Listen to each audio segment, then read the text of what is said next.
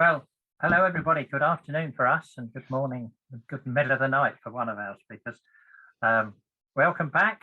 Good to see you all. We have had some technical challenges during the week for today's presentation, so please bear with us if things start to go a bit peculiar.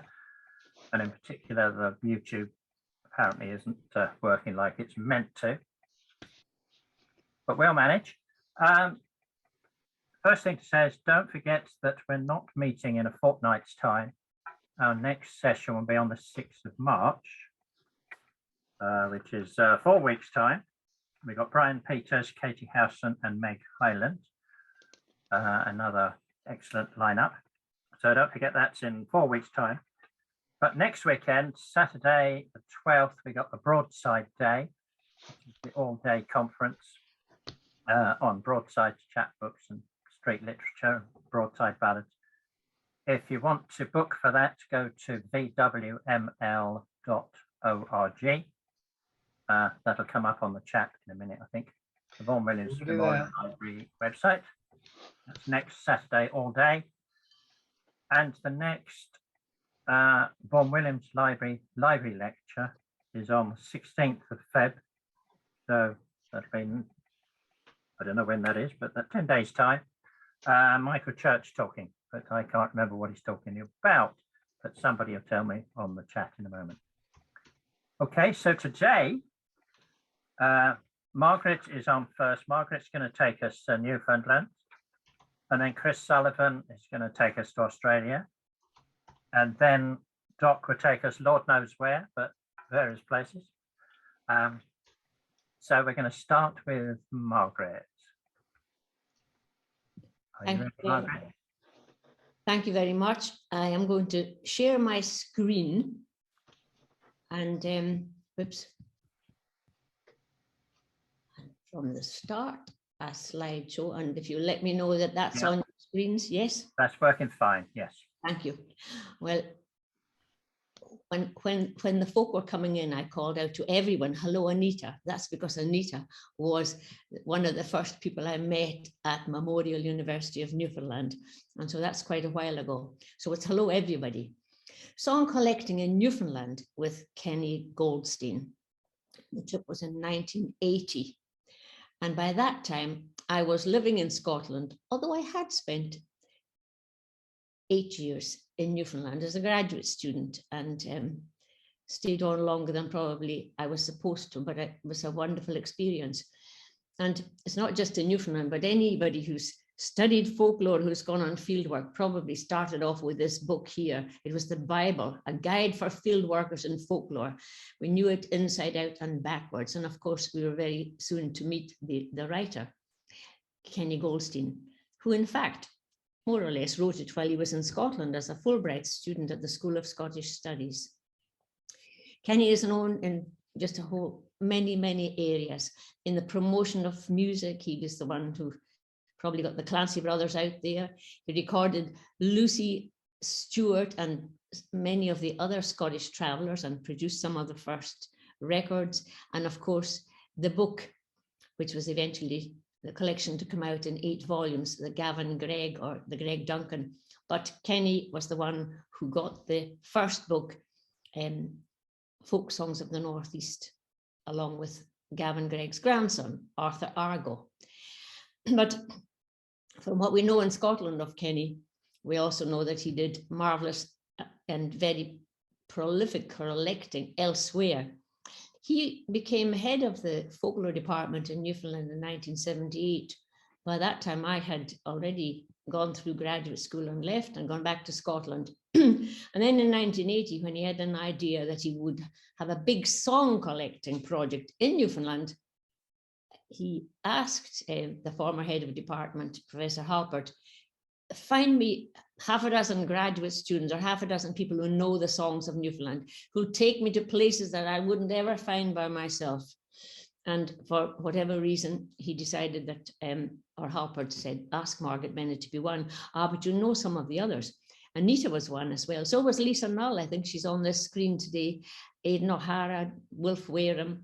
There was quite a number of us. And I think the one thing that's I feel important to remember if you're going to look at songs in Newfoundland at all, or tradition, is that Newfoundland didn't belong to Canada until 1949, which meant that pretty well everybody were recorded in the 80s or 60s, 70s, 80s. They regarded themselves as Newfoundlanders. And in fact, would make a point of saying, I'm not Canadian, you know, I'm a Newfoundlander. And we certainly understood what that meant.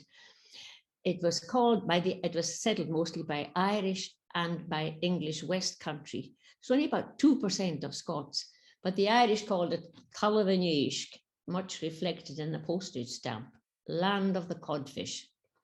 The part which I was going to meet Kenny and take Kenny around to meet singers was called the Codrai Valley, settled in the 1830s by exiled Scots. They were cleared during the infamous Highland clearances. They were Gaelic speakers, most of them, but already living in that area, there were some French and some English settlers, not too many, and a few Mi'kmaq. The area itself lies between two rivers, the Great Codrai and the Little Codrai, and between these mountains. And this is more or less what it looks like. So maybe indeed in a week's holiday in Newfoundland, you wouldn't really find the singers. And I had lived or had been there, well, quite a number of years, every summer. And this was the area I knew best. You can see MacArthur Island there. That piece of land was cleared by the early settlers. They were all Gaelic speaking, some of them monoglot. But of course, and the other thing is that area, it was off the Trans-Canada Highway. The Trans-Canada Highway was completed in 1966. That's also significant. It's as if an area the size of Fife is cut off until 1966. And the place names, well, the map makers maybe didn't quite get the spelling right of Loch Leven, but they did quite well. And here is, part of the collection. There's a catalogue, it's online, you can look at it yourselves, and these are the page numbers. And I just picked out 3 collections. So the tape accessions 80 to 134, they were the ones that I collaborated on. And Lisa's were the tapes labeled thus, and Anita's 87117. And there's also well, that's the collector's index, but there's a song title index. I think Steve could have a field day on this. Maybe he's seen it already. All those pages of it, page 13 to 86, song after song. And you can see also who was the collector. And that's quite easy for me. I just look for 8134, and sure enough. And so this is where we started, coming off the Trans-Canada Highway. And the road signs, quite a dead giveaway. I knew this family very well. Frank MacArthur was the son of a man I recorded extensively. And as you can see, the songs we recorded, there were 16 of them, and some accordion sets, some macaronic songs, and some old favorites, An Old Maid in the Garret. People will recognize that. And also the Nightingale. I confess I was slightly embarrassed when he sang The Old Maid in the Garret, and Kenny said, where'd you learn that song? And he said, I heard Margaret Bennett singing it. So then he said, where did you learn it? So on it went. But they had very interesting songs I had never ever heard before. This one, Will You Marry Me, My Bonnie Fair Lassie? Will you marry me, my bonny fair lassie? Will you marry me, my damsel? Answer me, my bonny fair lassie. Sat about me heen and gowro. Me heen is in Goliath, Matting Chitani. Well, I won't go for all of it because it's the rest, all the rest is Gaelic. And it's simply elaborating on why she should marry. But the macaronic songs were of a generation between the monoglot speakers, and of course their neighbors were French and Irish and English, and there was a great mixture of languages. This one I found particularly interesting. Frank got it, and it was called to my attention when Emily Lyle, who was editing the Greg Duncan, sent me a note, and she said, "Have you seen the likes of this? I don't know what to make of this. Got a most unusual chorus. It's not your usual reggaeton day type of ones that you get in Scots, but the chorus is, with Machalin tunes come chadrami, I'm not at all in fun to thee, but having gauken brachen doet." And that's the way we used to be. Well, if you keep your eye on that and listen to Frank MacArthur sing this one here, which was called That's the Way You Used to Be. Going to come in all in fun with you, Hammy, Hound, and Brass and Jay, and that's the way we used to be. You are bonny, you are bright, you are handsome and polite, and though you are so very nice, I don't intend to marry you. Going to come in all in fun with you, Hammy, Hound, and Brass and Jay, and that's the way we used to be. If I had wings like a dove, I would fly the airs above. I would go to see my love who left me dull this evening. Are they related? Well, I'll let you decide, but both of them have that Scotch snap.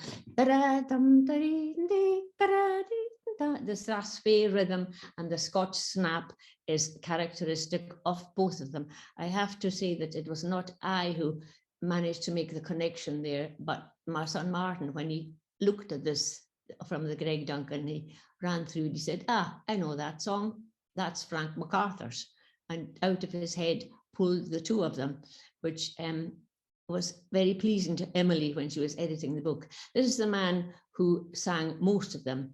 That's Frank MacArthur's father, Alan MacArthur, born in 1884. He had a remarkable memory for stories and songs and so on. It fell ding yo, letting yo. It fell ding yo, letting yo, letting yo. It fell ding yo, letting yo.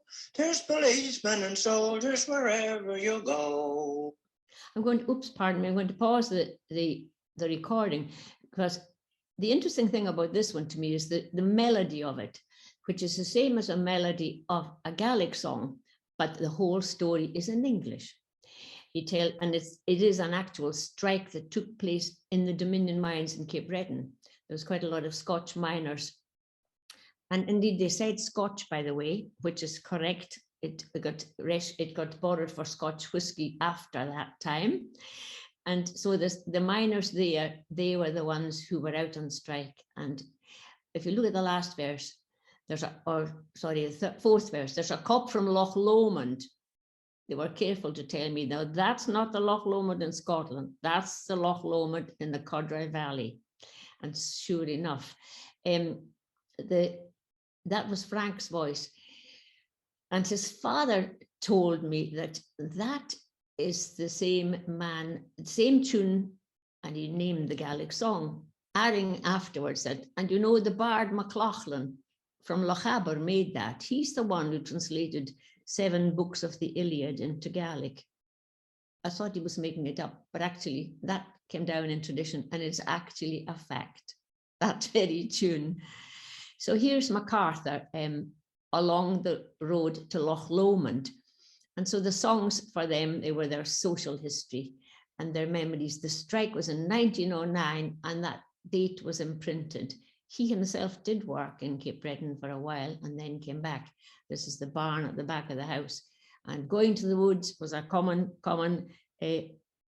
not daily, but a very frequent operation whenever they had time to cut wood, really, for the entire winter, a long winter.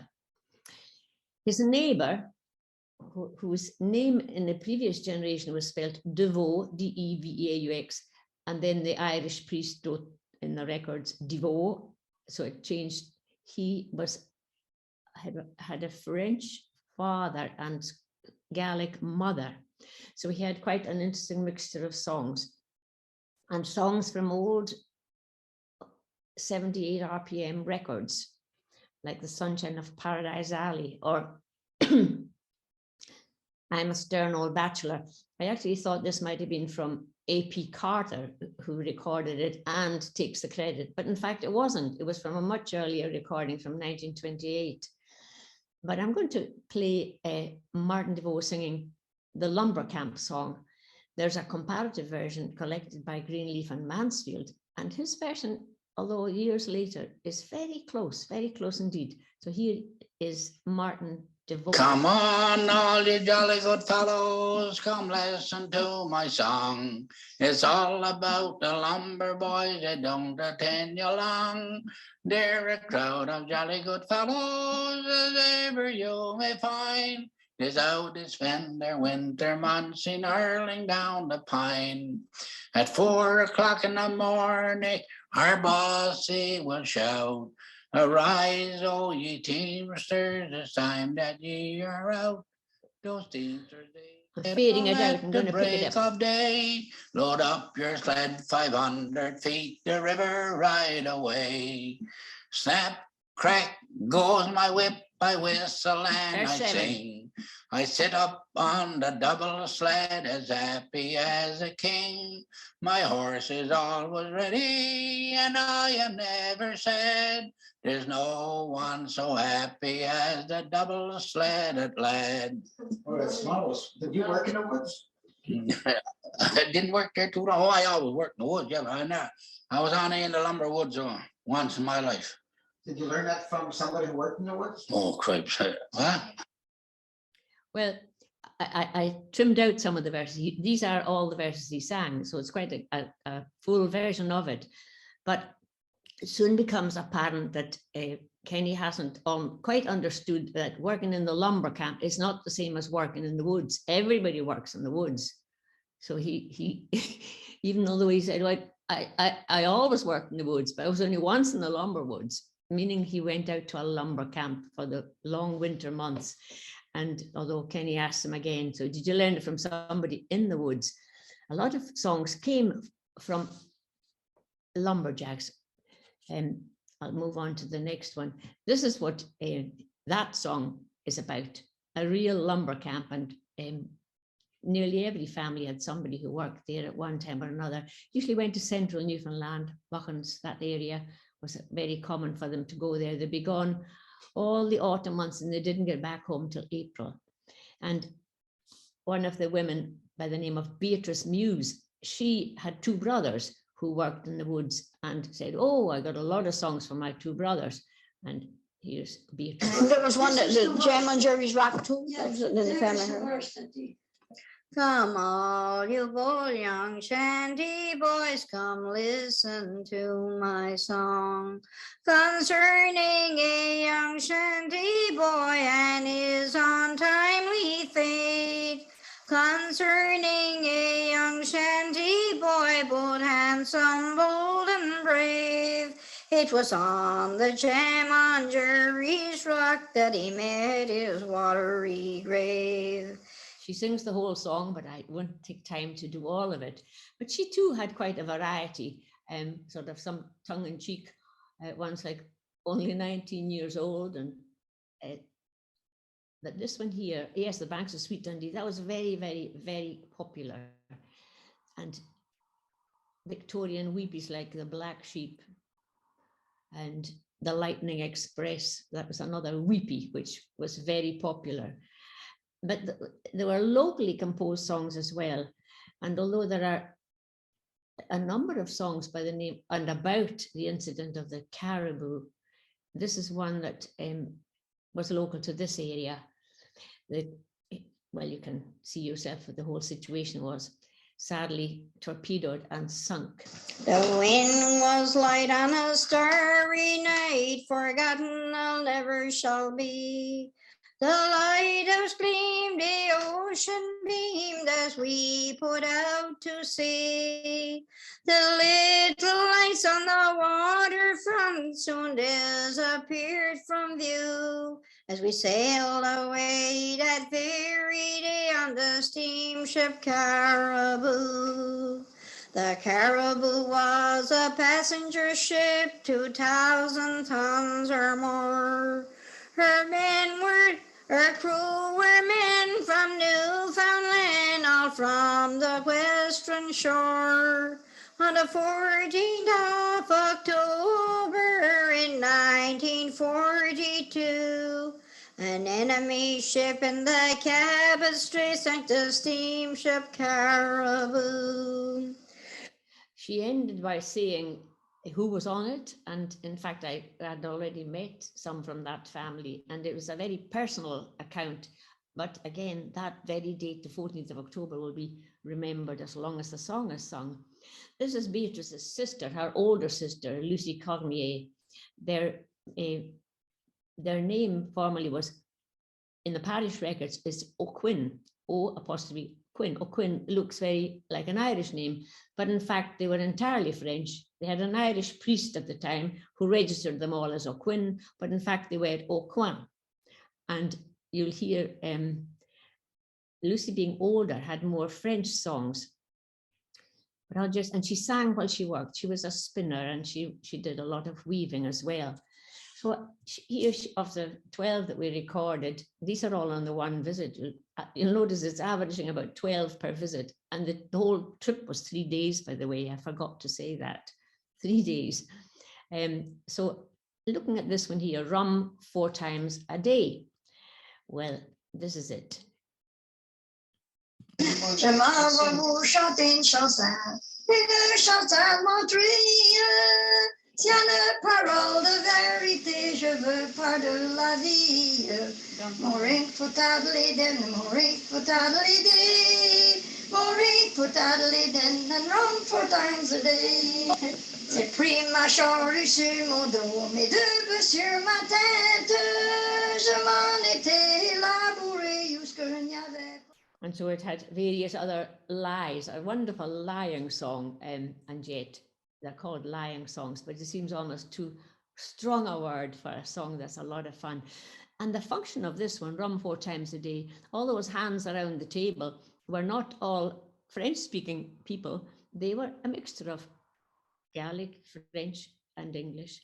And that's the only place I've ever known of a walking of the Tweed, as they did there, with 3 languages actually. There's a very interesting, I've got a recording of it, and it's fascinating. Didn't ever see and hear anything like that in Scotland. And it lasted in that area probably longer than anywhere else, certainly longer than anywhere in the Hebrides of Scotland. And this is singer number 5, is it? There were 6 singers in all. I'm keeping my eye on the time. Billy Doucette, he was slightly younger than the others. He was born in 1934. And a lot of his songs were from records, initially 78 RPMs, but then LPs. And he had some Hank Williams songs, and if he liked the song, he sang the song. And that indeed is pretty well the way with all of them. And he liked ones that told also of local incidents. And the one I'll play here is about when a group of the local fellows decided they would shoot a moose out of season. And of course, there's a moose season, which is still very, very much part of the way of life. But this one wasn't quite in season, and they got caught by the Mounties. And so this is a little bit of the song. Just let you hear Billy Doucette. Go ahead. Come all ye Newfoundlanders and listen to my song. It's all about the moose we killed and the man that done us wrong. On Friday morn, October 3rd, I'm telling you no lies. When Lizzie Walters hollered out, saying, "Get your guns, me boys." There is a moose down in the reach, he's coming up the lane. Jim Keeping's got him rounded up, I think he must be lame. Our guns and ammunition we got without delay. Lou Lemon had the first shot, I'm very sure to say. So on. George Croucher had the second shot, if you want to know his name. And they finally get caught and have to pay the fine. But that was the way it was. The last singer was the one who sang more songs. He sang 22 songs, in fact. And this is Jerome Downey. Although I said that the songs that I recorded with Kenny were not published. In fact, Jerome's eventually were. I went to visit Kenny actually when he was pretty near the end of his life. He became very ill, and at that time he was in Atlantic City. I visited him there, and he said he always wished he could have put out a record of Jerome. He loved Jerome's voice. And somehow that lingered around. I thought, well, I should try to do that. In fact, I did put the songs in a book. I'd recorded quite extensively in the area since 1969. So this was 11 years later. And that's Jerome's house at the end of a dirt track. And you probably understand, well, maybe that's why Kenny wouldn't have found the singers himself. He would have to be there quite a long time, as I was, and very much enjoyed it. So this is Jerome Downey, and I visited him again in 2008. But when these are the songs that we recorded, that in bold, the titles and the first lines in. I can't take time to record any of them, or should I say play any of them, but I'm going to play one tiny little clip. And it's the only ballad, child ballad that he sang. He knew several, but he was going to do unusual ones for Kenny that you might not have heard before. So he was going to leave things like Barbara Allen by itself. But he sang the Wee Cooper of Fife, and the tape ran out, absolutely dead. That was the end of the tape, which used to happen in those days, as you know. But what fascinated me was the tune that he had, and this is it. That's, by the way, that's Jerome when I visited him 30 years later. But here he is singing the Wee Cooper of Fife. Not black and she would not brown. Nicotine, no, no, no. For spoiling of her comely yo. They willy wallachie ho, janda gonna lunch, carashity, row, row, row. And I see I'm pretty well out of time, Steve, but I said I didn't publish any of them, but in fact I did. Jerome's songs are all in this book here. And the Frank MacArthur songs in this one here, Julep, means the legacy of Alan. This little collection, well, it's got about 50 odd tracks on 2 CDs. They are from 4 generations of the one family. So it's fairly well documented. And thank you for coming on my tour, my recording tour, and taking me back down memory lane, collecting with Kenny Goldstein. It was a remarkable trip. Thanks very much.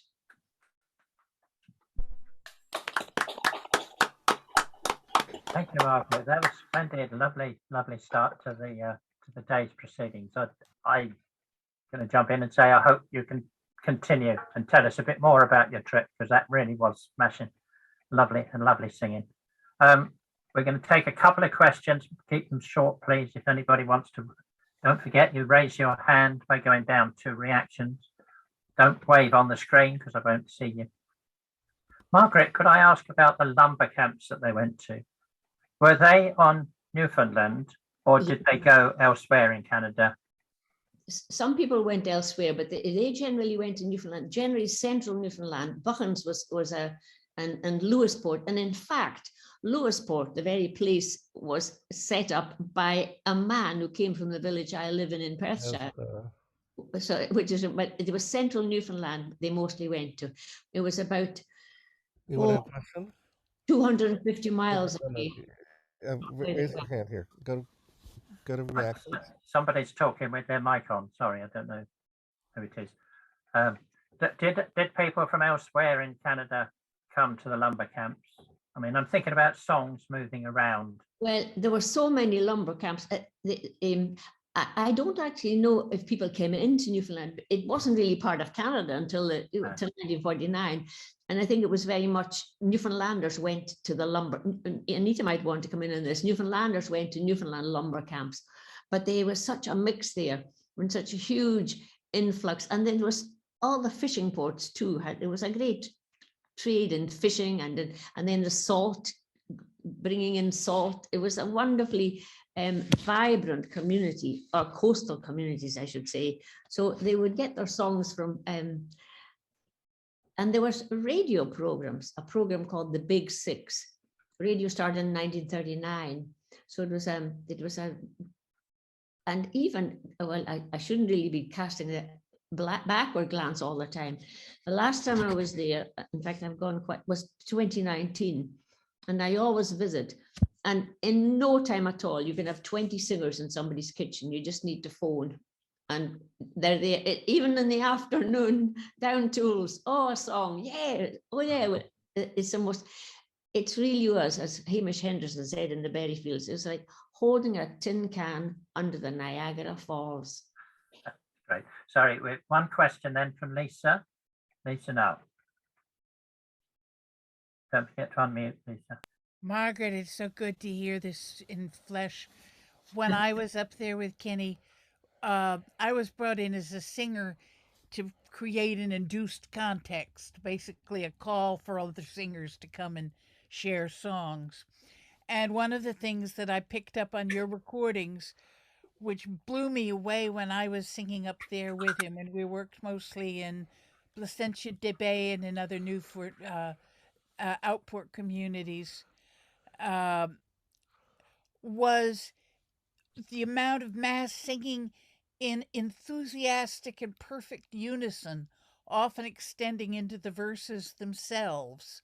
And I heard some of that in some of the first beat recordings you played.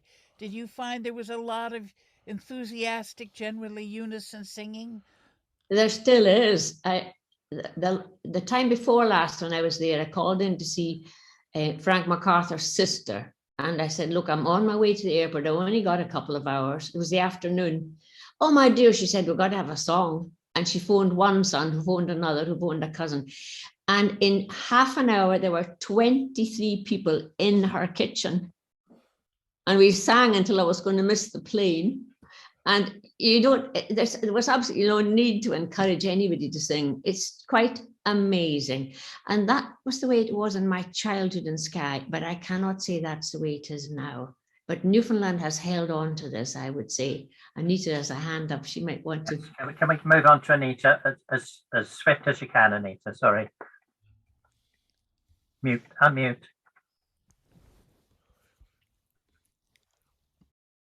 I just wanted to say that Dr. John Ashton, the late John Ashton, did an awful lot of work on the lumber camp songs and the transmission of songs from lumber camp to lumber camp. So if anyone's interested in that, he published a thesis on that subject. Thank you, Anita. As I said, I do hope we're going to come back to Newfoundland and the lumber camps and the fishing people as well, because it's fascinating stuff. Thank you, Margaret. That was wonderful. Moving swiftly on to Chris Sullivan, who's joining us from Australia. It's the middle of the night or early in the morning for him there. So thank you, Chris. And I think you're the first one we've had from Australia. So I'm very pleased to welcome you. If you'd like to take over now, you want to unmute. You're still muted, Chris.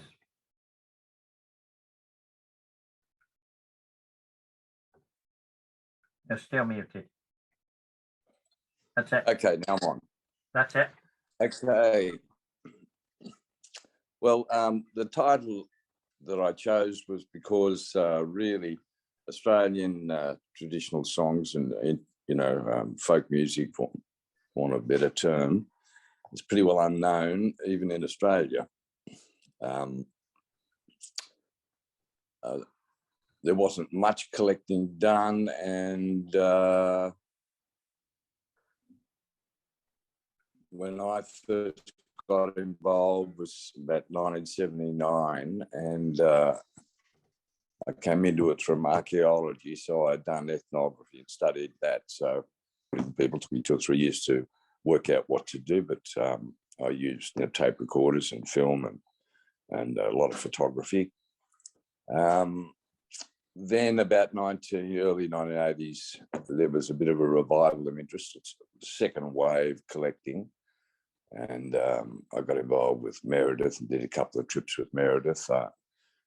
There is a slide, I think, which I took a photo on the second trip I did with Meredith. That's Meredith with Joe Yates. Now, Joe, very interesting fiddler, 89 years old then in 1983. His grandfather had come out from Yorkshire and landed up in North Queensland in the 1850s. Had an Aboriginal guide to lead him south, and they ended up down around Bathurst, and Joe himself and his brother played at the Tambaroora Goldfields and at Hill End for many years. A fiddler, multi-instrumentalist and poet and all sorts of things. So that was an interesting experience. That was the first work Meredith had done for about 20 years, and he ended up adopting a lot of the techniques that I was using, the same recorders and that sort of stuff.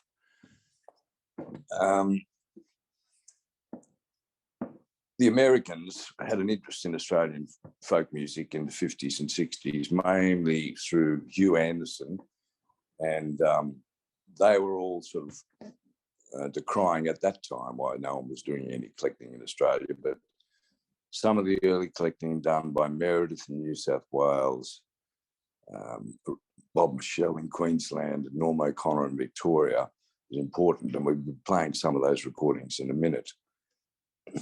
Greenway, John Greenway, was one of the Americans who came here, and he said that the Australian material was interesting, really interesting, and he singled out two singers who he claimed were the best two traditional singers in the world. Not two of, but the two. And the first one of those is Simon McDonald, which I'm going to play three short excerpts from. One's his version of Moreton Bay. Now, Moreton Bay was meant to have been sung to the tune of Yule Harbour. Manifold made that association. McDonald sings it to another tune called The Galway Shawl, or known as The Galway Shawl. You'll know the tune, I'm sure.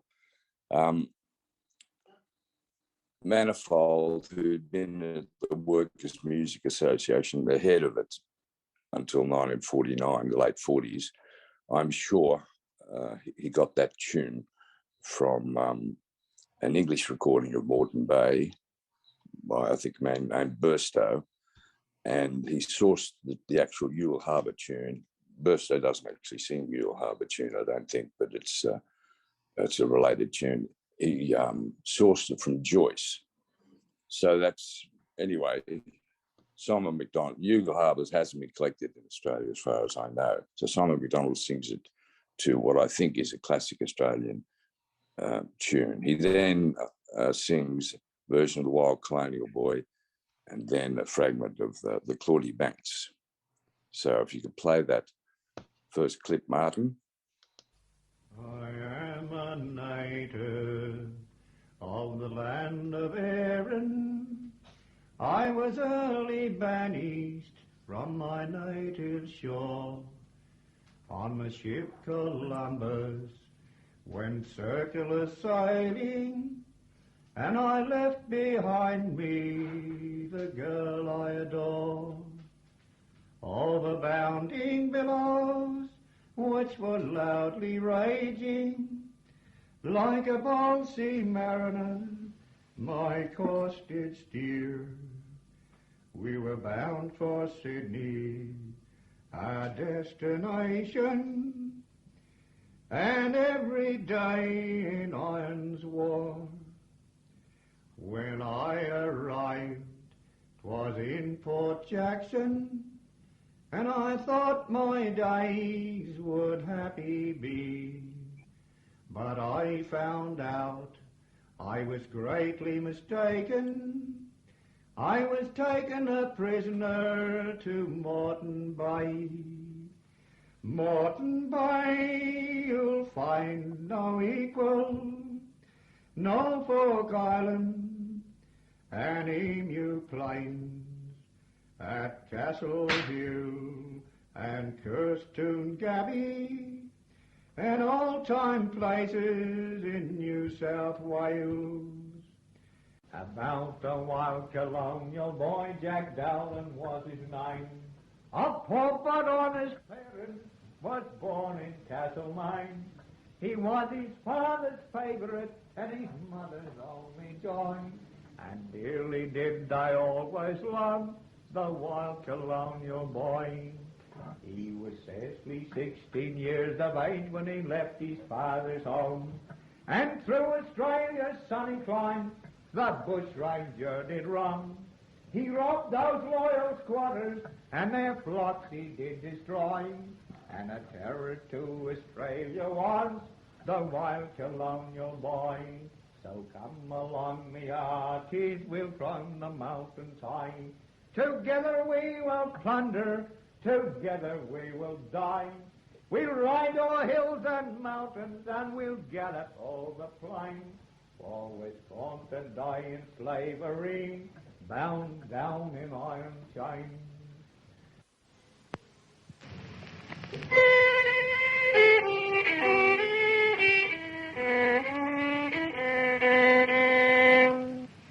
As I stride out one evening, 'twas in the month of May, down by a flowery garden, I carelessly did stray. I overheard a fair maid in sorrow did complain about her absent Johnny who crossed the raging main. I gently stepped up to her and took her by surprise. I own she did not know me, for I was in disguise. I said, my pretty fair maid, my joy, honest delight, how far have you to wander this dark and stormy night? Yes, and maybe play now Sally Sloan singing the Claudie Banks. Sorry, carry on, Chris. Yep. The Claudie Banks, the Green Bush. Morning, all in the month of May, down by a bank of Claudie, I carelessly did stay. I overheard a female in sorrow to complain.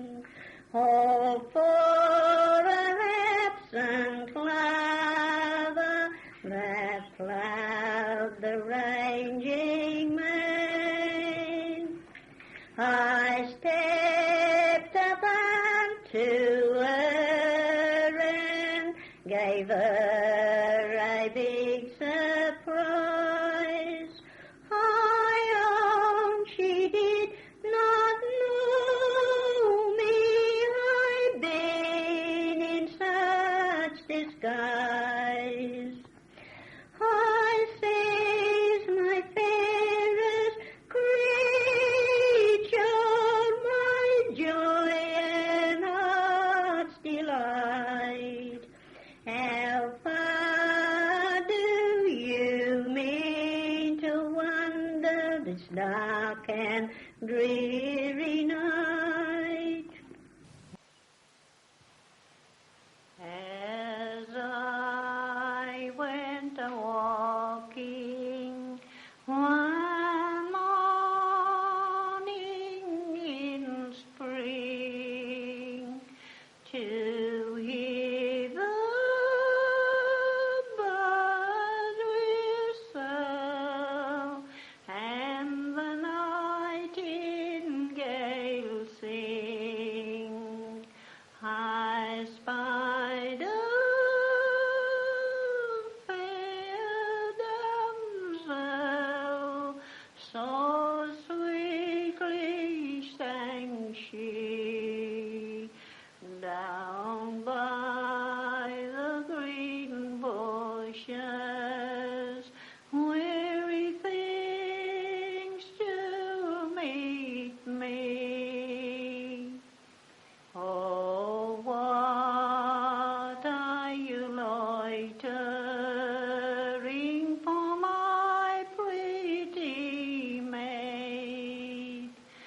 I'm a loitering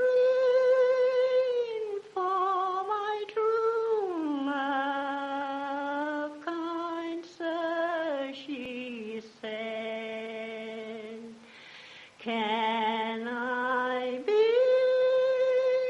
your true love, and will you agree and forsake your own true love and go along with me?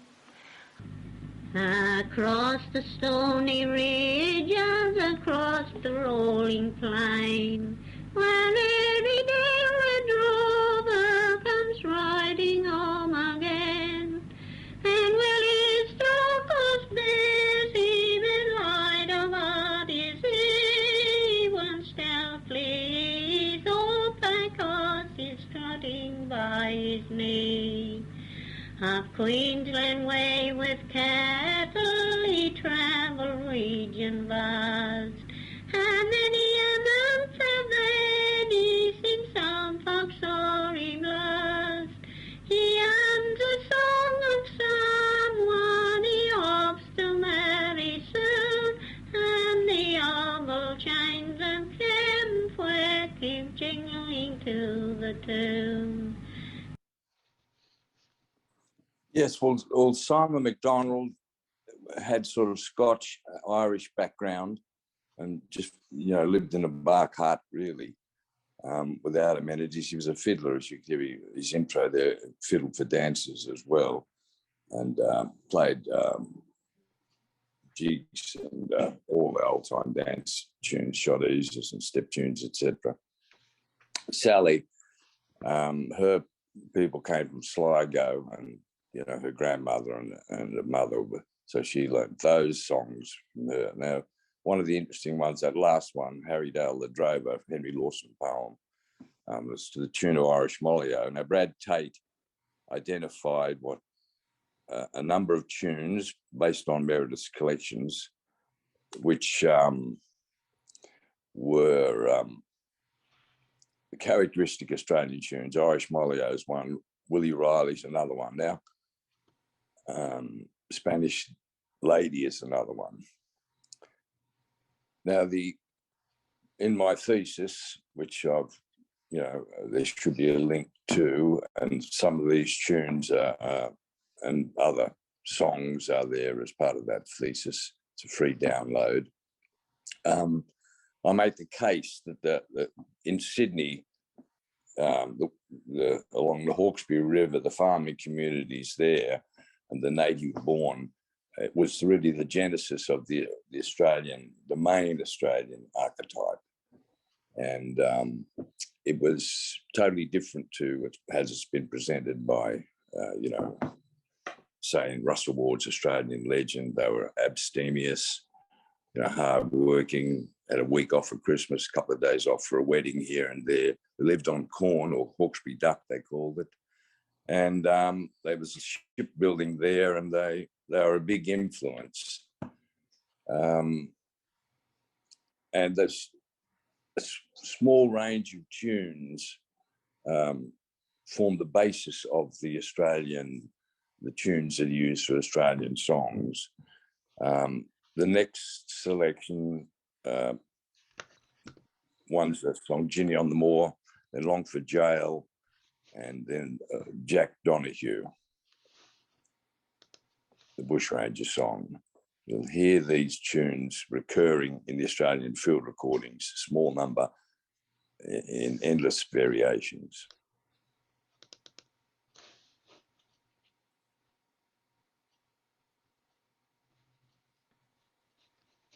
Oops. So, Martin, you want to play that next lot of tunes? Hold on a minute. Bear with me.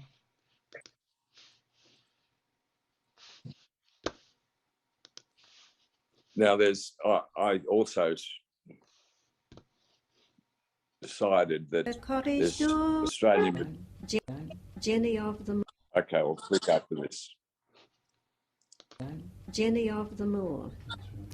One morn for recreation as I strayed by the seaside, the sun was gently rising, bedecked in all its pride. I beheld a pretty fair maid sitting at a cottage door, with the roses blooming at her cheeks. 'Twas sweet Jenny of the Moor. He was sure he had her murdered before from her he'd part. But by chance upon next morning, just at the break of day, a shepherd's only daughter by chance did come that way. When she saw assistance, the priest and doctor were sent for, and a policeman likewise. Rounded was the prisoner and took to Longford jail, and there he lay with a troubled mind until his trial day. Then the jury found him guilty, and the judge to him did say, on the 31st of August you'll be hung on the gallows tree. So all good Christians, pray for me whilst on the gallows tree. What would you want to pray for that bloody mongrel for? If it was a Christian to pray for him on the gallows tree, pray for him to be hung twice and feel it both sides. If you'll but listen, a sorrowful tale I'll tell, concerning a young hero in action lately fell. His name it was Jack Donohoe, of courage and renown. He'd scorn to live in slavery or be humble to the crown. On the 24th of August, it being his fatal day, as he and his companions were cruising the highway, he was hailed by the horse police. He stood with heart in hand. "Come on, my lads," cries Donohoe, "we'll fight them man for man." Now, the tunes, the Brad Tate that recur, really the main ones, Willie Riley, Irish Molly-O, River Rowe, and, you could, Enniskillen Dragoons is another one. They recur with the Australian compositions over and over again. We'll just do the next lot now. There's just 4 versions of the song Banks of the Condominium, Banks of the River Rhine, by Mr. Smead, then Ron Manton, Mr. Scrivener, and then Tim McMahon.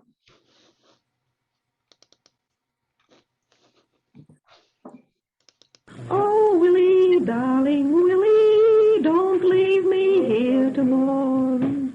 I'll curse and rue the hour that ever I was born. Like parting with you, Willie, is like parting with my life. Why don't you be a drover, and I will be your wife. Hark, hark, the dogs are barking, my love, I must away. For the lads, they're all horse breaking, no longer can I stay. I'm bound for the camp, my love, 'tis many a weary mile, to join those jolly horse breakers on the banks of the Condominium. Hark, the dogs are barking, love, and I must be away. The chaps I am not mastering, I've heard the shepherd say, and I will tell the anchor for me the long mile, for to meet the Victorian shearers on the banks of River Rhine. Tally and a ring of you will shine, and I'll wash your greasy trousers on the banks of the River Rhine. Oh, Nancy, lovely Nancy, you know you cannot go. The squatters have given orders, no women shall do so. Besides, your delicate stomach, love, is not equal unto mine, to digest that ram stag mutton on the banks of a riverine. Yes, I wanted to say something about the sort of the relation between the Australian material as I see it and other ones. I think that the strongest influences are with Northern Ireland, and really Australian society is very much like that of Northern Ireland, with a basic, not so much an ascendancy, but a dominant sort of Protestant influence. And underneath that, a variety of different ethnic groups, including the Irish, Germans, and all sorts of people. But there's also a link, I think, with Appalachia. It's a generation after, but the conditions and the material and the importance of homemade instruments and Jews harps and those sorts of stuff, and the German influence as well, and the indigenous Aboriginal influence is sort of like the Indian influence there. And the African Americans, Afro-Caribbeans, etc., were a big presence in Australia from the earliest period of time. Convicts used to escape from Australia and go to America, and African Americans were ship's cooks and fiddlers and this sort of stuff, and they came to Australia to escape slavery. So they were right a presence from the earliest period of time, and their influences in music in some areas in particular, including in intermarriage with Aboriginal people in many places. And the Aboriginal performance of this dates back also to the earliest period around Sydney. There's this cross-cultural exchange going on, and Europeans are singing Aboriginal songs, and Aboriginal people, and it extends to religion and all sorts of things. I've done a fair bit of research in that, and it's pretty much, it's different in different places, but the influence is there. So I also want to say a little something about instrumental music. There's more diversity, ethnic diversity, for want of a better term, in the instrumental music. There is, the influence, the dominant influences of Irish or Scottish, English, German, Italian, French, some Norwegian, etc., in different areas is very strong, and because of the late collecting, perhaps more noticeable, the instrumental traditions carried on a bit later than the song tradition.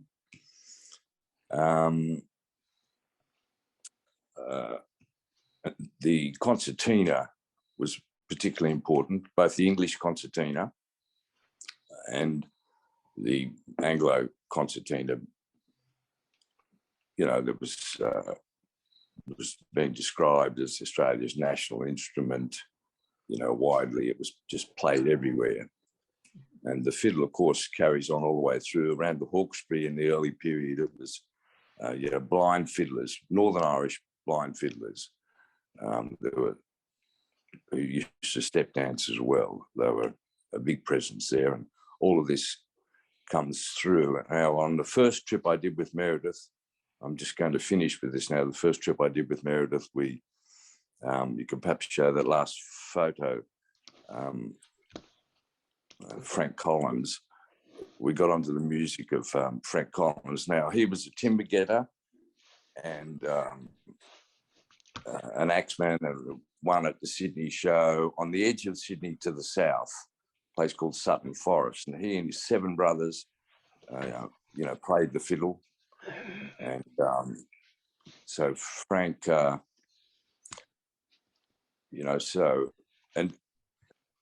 his repertoire included English, Scottish, Irish tunes, and would be perhaps the most representative example of that mix, which is characteristic of the early Sydney period, where there's this great mixing of people. Religion was not a big factor. the United Irishman was the main Irish influence in the Sydney region early on, and people were marrying across sectarian divides, and that's another reason why songs like Willie Riley and Irish Molly-O were popular, because they had those themes. So this is Frank Collins playing two reels, the second one of which is the Boyne Hunt. Just a moment. How do I get back to that from here?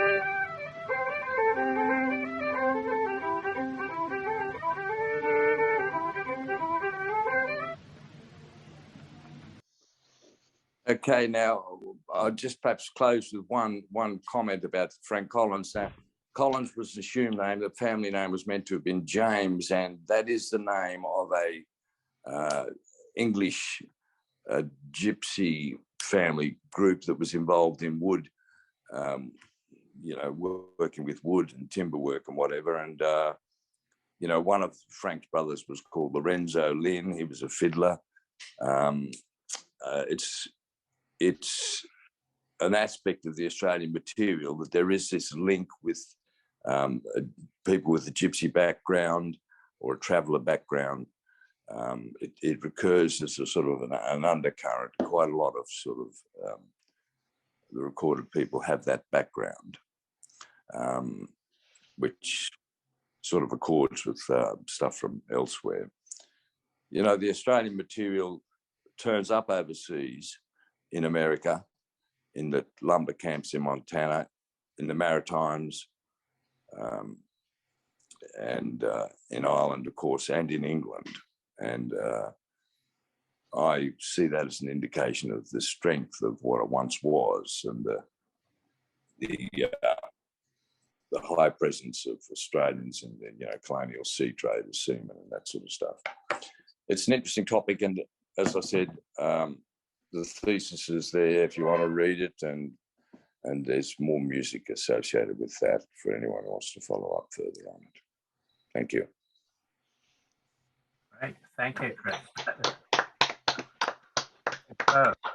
And we really do want you to come back because there's a lot more to know and to learn and to listen to. And I agree that Simon McDonald's Moreton Bay was wonderful. I wouldn't say he's the best in the world, but maybe in the top 5. But that was splendid. We've got time for maybe one question if anybody's got one. But Chris, could you put the link to your thesis in the chat? It's already there. It's already there, Steve, at the top of the chat. Ah, right. Okay. And perhaps in the next newsletter, that would be good because people are going to need to look at that. I've got no questions, so we're going to move on. Thank you, Chris. That was wonderful. And please do come back and give us some more in the future. We're going to move on to Doc. If you're there, Doc.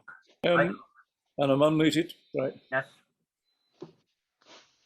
Right. Well, given the state of broadband in Whitby, and this has been really disrupted today, I'm pleased that I recorded this yesterday, and I've sent it to my noble projectionist, Mr. Martin Graeber. So he's going to run the piece for me. It's a usual indulgent piece that you expect from me, very much reminiscence. Some of the recordings aren't particularly high quality, but they do represent interesting things.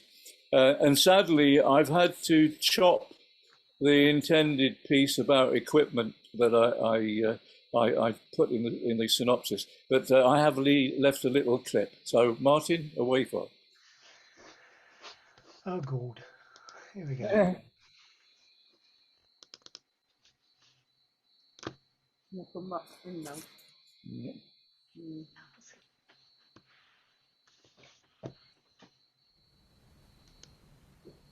Well, Steve asked me to give another presentation following the one I did last year on Jane Tariff. That was a personal tribute to an extraordinary performer. And I'm delighted to say it went down extremely well. And partly inspired by that, and more recently, Steve Gardam's recollection on his recording and early collecting put me in mind of so many of my field trips and concert recordings made over the last 50 years. So I'm going to explore some of that. There'll be many performers who, of course, you won't, well, they will not be known to you or the outside world, but alongside that, many who will be. By reputation, I think most people perhaps see me as a kind of itinerant who just documents seasonal events. But my involvement really began in the 50s, listening to the Wireless. Yeah, that dates it as well.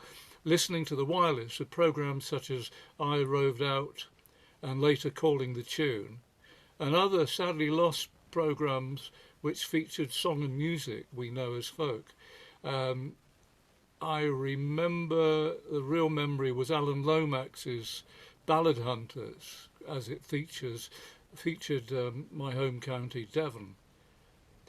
I also remember at the time being both astonished and angry at the BBC that they were telling me that all the vernacular forms, including dialect speech, had died out.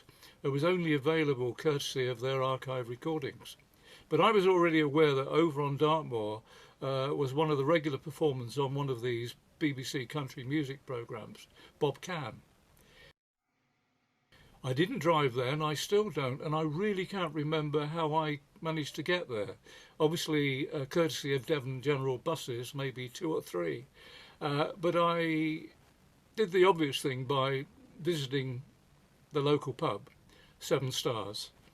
I was only probably 15 or 16 at the time, but I was shown the table where Bob had step danced, a small pub table, and the publican showed me the shoe scrape marks that Bob had danced on. It was almost like a sacred icon. Well, I hung around and I met Bob there a little later, and we became long-lasting friends, and his family since.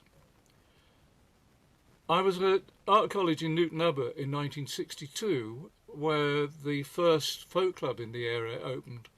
And it was there I met Cyril Tawney, who also became a very good friend and a kindred spirit, because we shared a number of connections of interest and, of course, mutual associations with other performers. But I'd already bought a tape recorder, and all I remember, I bought it in a shop next door to the Torquay Pet Shop. Should have been a warning, really, but with trepidation I set off to the cider bar in Newton Abbot. It was the obvious place.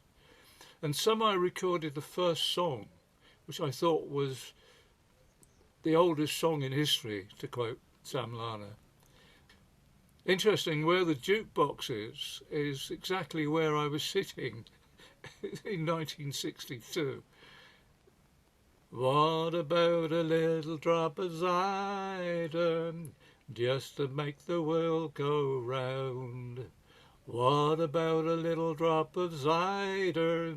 You'll be better for it, I'll be bound.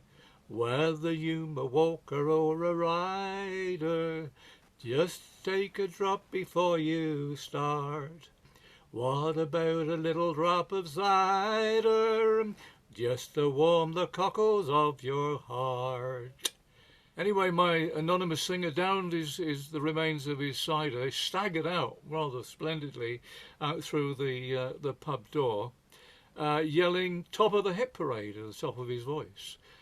So I didn't get any more information. But it's about 30, maybe 35 years later, I was to discover that song was actually written by A.J. Cole, or also known as Jan Stewart.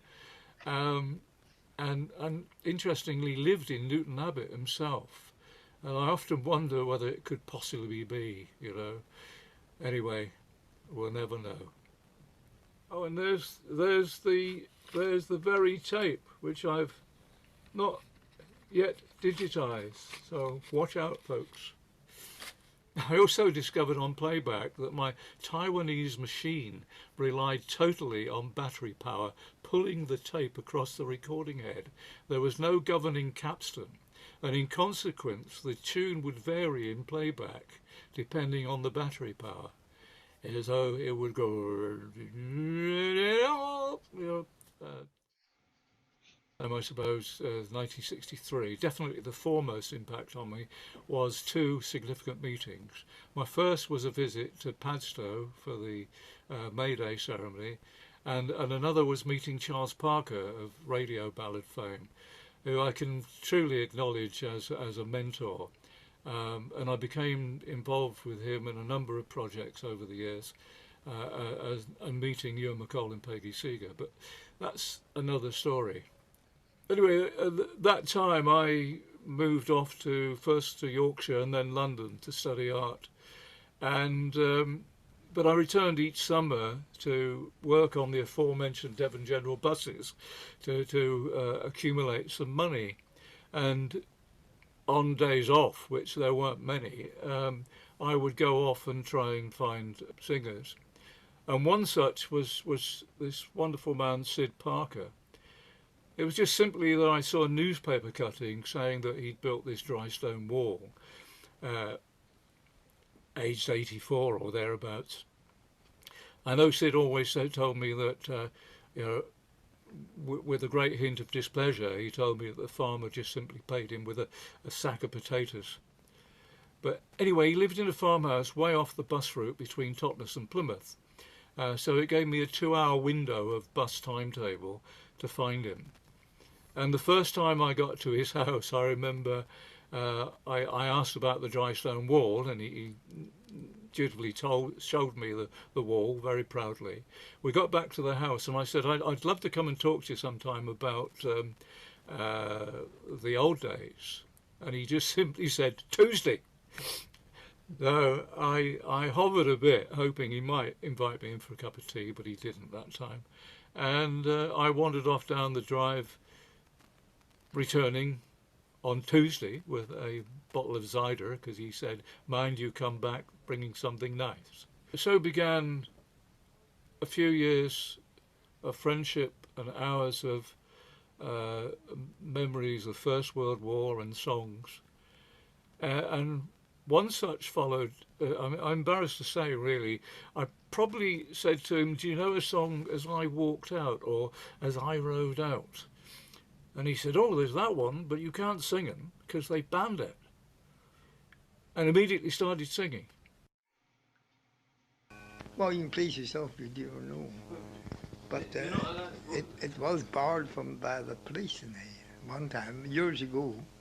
Yeah. As I walked down by the Royal Oquinn, dark was the evening and cold was the night. Who should I meet but one of my shipmates? He was wrapped in a blanket and colder than clay. His poor head was aching, his poor heart was breaking. 6 jolly sea boys, they marched by his side, each of them carrying a bunch of white roses, in remembrance of a young sailor cut down in his prime. Oh, beat the drums over him, play the fifes merrily, play the dead march as you carry him along. Take him to the brick fields and fire 3 volleys o'er him, for he was a young sailor cut down in his prime. At the corner of the street 2 young girls were standing. They whispered to each other as we came along, "Here comes that young man whose money we've squandered. Here comes a young sailor cut down in his prime." And on his headstone these words he had written, "Oh, ye young men, take a warning from me. Have nothing to do with the girls of the city, for the girls of the city was the ruin of me." Oh, beat the drums over him, play the fifes merrily, play the dead march as you carry him along. Take him to the brick fields and fire 3 volleys o'er him, for he was a young sailor cut down in his prime. That's something. When I asked him why it was banned, he said, "Well, 'tis about the young sailors and the young girls, you see." And his voice dropped to a whisper, and he said, "Because they took all his money and they poxed him up. That's what it was. He died of the pox." "Well, there you are," he said. Actually, it also reminds me of John Spears' talk last TSF, the perils of household recording, because Sid had this wonderful clock that chimed every 15 minutes. So I had to sort of watch the hands on the clock and make sure a song or a story didn't last too long before I came in with some interruption. Oh, and the other thing is his tablecloth was several layers of newspapers, which was bedecked with food leftovers, and these occasional fly would buzz past the microphone, and occasionally poor Sid, who I realise now had cataracts, would slap his hand and say, "Got you, you bugger." So I realised I ought to make a note on the tape box to say that it's not Tourette's, it's him swatting a fly. I realise this is the difficult one because it's very personal. I'm trying to throw out lots of stories, and I've wonderful memories and recordings of so many great singers around South Devon, plus visits to Exmoor with Sam Richards, where there's a wealth of singers. And similarly, Padstow had their singers, Tommy Morrissey, Charlie Pittman, Horace Mert and his son Johnny. Not to mention, of course, the annual May Day songs, the really emotional start of Padstow May Day, where people go around singing to Padstow people by name. One of my great delights is the following. On Boxing Day in 1981, Paul Smith from Sheffield and I were driven by Helen Hartnell, who you'll see identifying the performance in this clip, took a Sony open reel video recorder, a 1-inch open reel, to Ripon in North Yorkshire for their annual Boxing Day Mummers Play. And there we actually recorded 51 performances on the day, starting at 9 o'clock, finishing just after dark. 51 performances. Now the play is the normal play format that includes an introduction of each, a challenge, the fight, the death, the call for the quack doctor, him listing his attributes, the revivification, is that a word? Of the slain hero, but there's also an introductory song and a farewell from these 7 characters. Now, unless you're looking at your watches and noting we've really not got enough time for a standard play, worry you not, because here we go.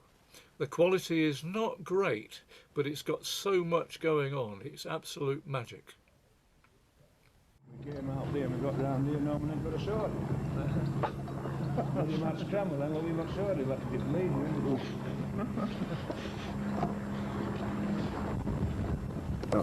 33. Next. Next. Make me a rose, for I am hungry. For today you'll understand that Christmas time has now been approaching since we left your foreign land. Since we left your foreign land. All the fellows that come to General Warrington, as to you the truth I'll tell, for he's going marching against the victory on the plains of Waterloo, on the plains of Waterloo. Oh, the next that comes is the 11th laddie, who's got sheep on yonder plain. The rumpy, the roving, the younger bonny lasses, now he's gone and spent it all.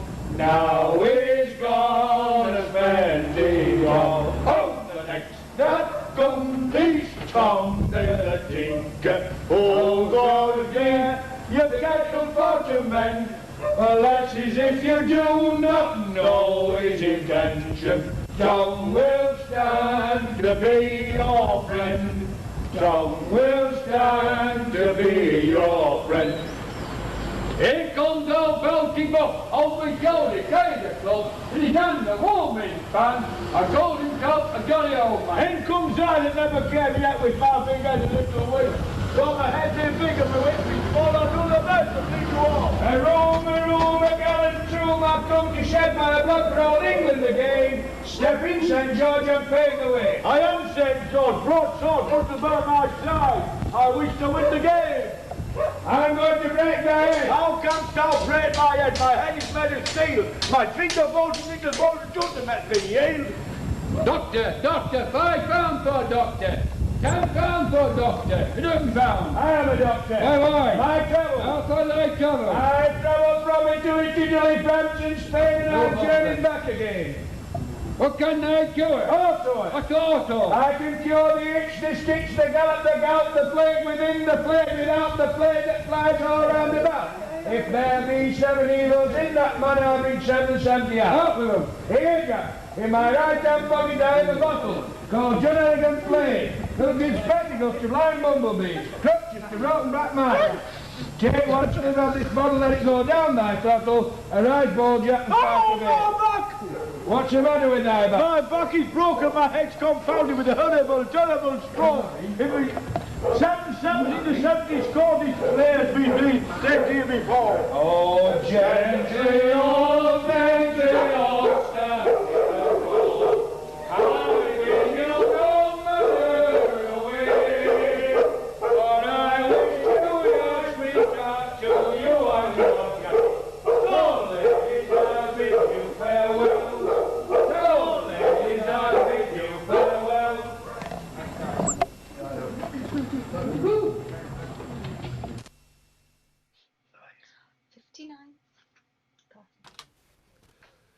The mind boggles a little when you think that the capacity of one of these SD cards is such. In order to have the right amount of tapes with you to cover the same time that this card will record, you need the amount that fits in a supermarket trolley.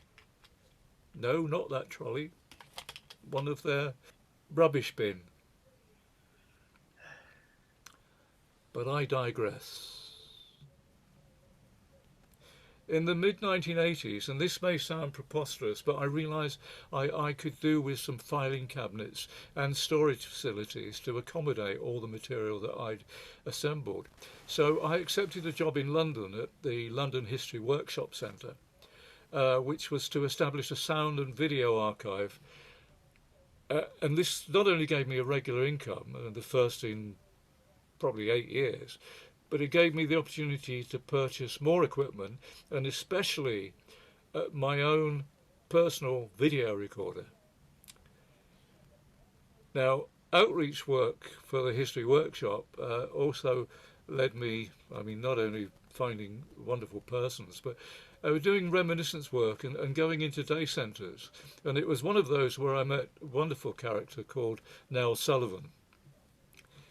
Now, Nell and many others of the inmates had a wealth of late 19th century popular and street songs, usually bawdy, I have to say, but their memories, their energy and the sharing was just really inspiring and very humbling and entertaining.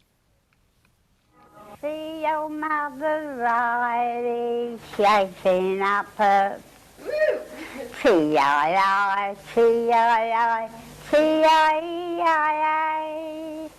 Early every morning, just at 6 o'clock, you hear the old man calling, get up and boil your pots. Oh, T-I-I, T-I-I, T-I-I-I. Do you want some money? Yes, sir, if you please, to buy an ock of bacon and half a pound of cheese. Oh, T-I-I, T-I-I, T-I-I-I.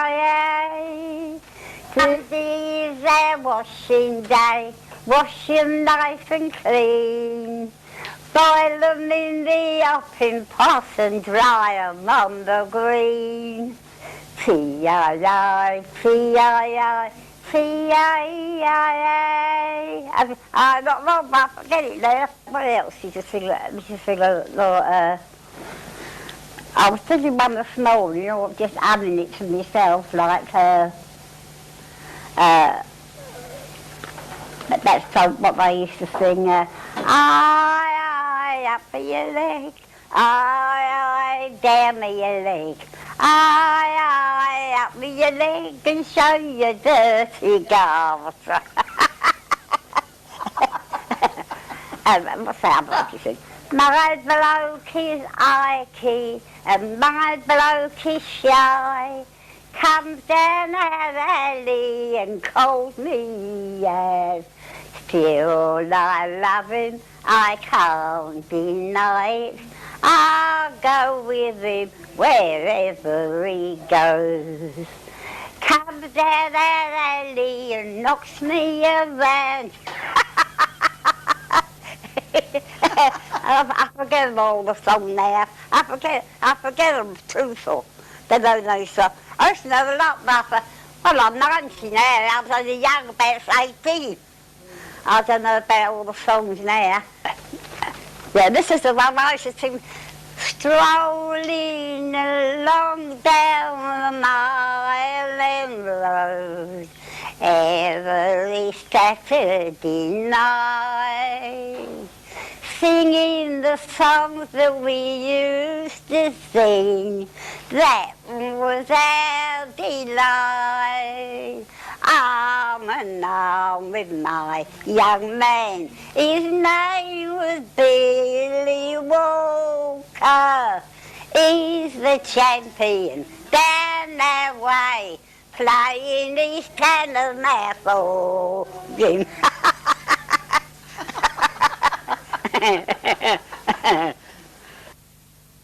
What's the use of you kicking up around if there ain't no work around? Lie in bed and rest your head till the school kids all come out. If you haven't got the work, well, you can't get the sack. That's the motto, sensible and sound.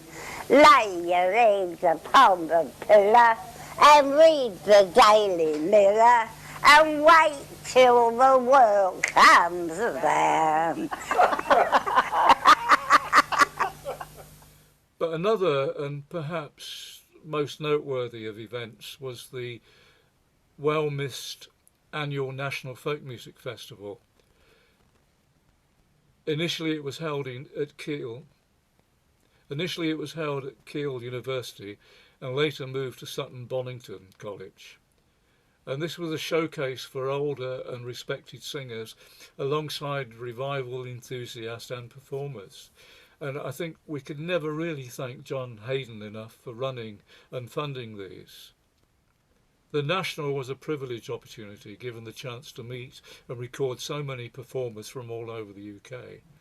And my enthusiasm was doubled by realising, of course, that many, perhaps most of those performers were never on film. And any media interest usually restricted to very trivial consideration of their instrument or the novelty of them singing unaccompanied. At this point, of course, I'm looking at the time. I realise there's no way that I'm going to be able to show you that much, or indeed give justice, pay respects to all those singers that I have in the collection. So forgive me for the indulgence and this rapid and indeed frustrating hurtle through some of the recordings. Well, it's just a week almost to the hour that we lost one of the foremost of the most important singers, I think. Advocate, mentor, wonderful person and close friend, Norma Waterson. Tributes quite overwhelming have been paid throughout the week, and it would not be right not to mention her in this presentation. Needless to say, it's a deep personal loss to Jill and myself. Jill especially, as she was a Waterson for 3 or 4 years in the 1990s when Lal stopped performing. So I'd just like to show a clip of Norma singing to finish this and say thanks.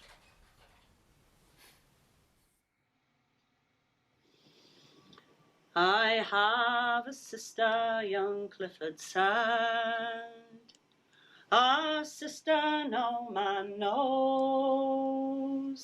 She has a colour in her cheeks that is as red as any rose.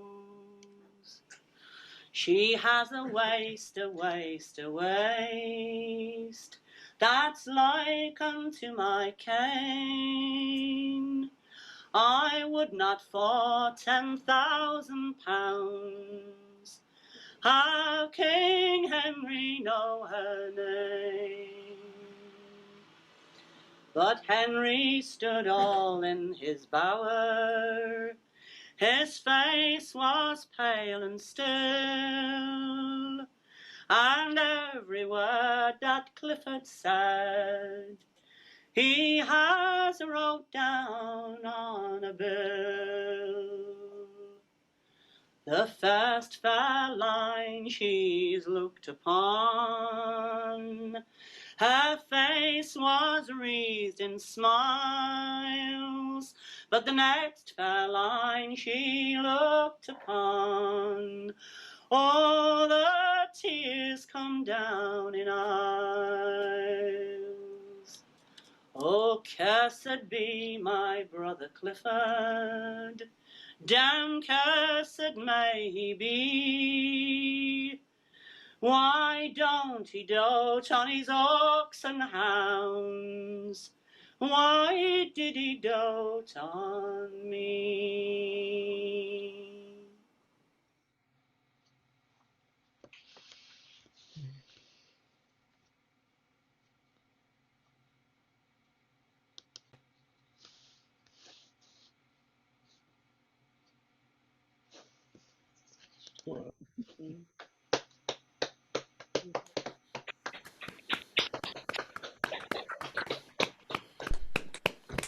Thank you. That's wonderful.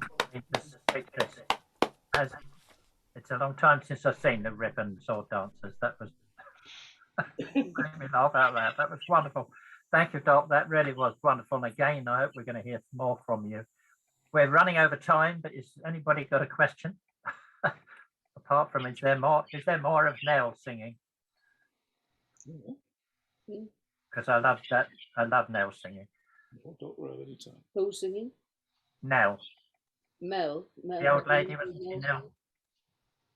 Sorry, say it again, Steve. The one with the Cockney accent. Yeah, Nell Sullivan. Nell Sullivan. It was a day centre in Bow, in London. I probably record. I don't know. I mean, she just came out with the most extraordinary stuff. Yeah, we don't hear enough London accents in. Right. Okay. That's what I threaten you with it. Yeah. Anyway, okay, no questions. So we're going to wrap up today's session. That's gone then. Yeah. All right, Derek. Quick one. Quick one to just say that I was in the background taking photographs with the Rip and Sword dancers. It was the coldest day I can ever remember. But it was, they were fantastic performers, just sometimes doing it whilst walking along the road. Amazing, amazing. All right, thank you very much again and again and again to all three speakers today. I think it's been a wonderful session. Thank you to Martin for keeping it all together with the technology. And I really do hope we're going to hear again from all three of you, because that really was a special session. So thank you, everybody. Don't forget, we're not meeting in a fortnight. We're meeting in 4 weeks' time. But we'll see a lot of you at the Broadside Day next Saturday. Fare thee well. Bye. Goodbye, everybody. Bye.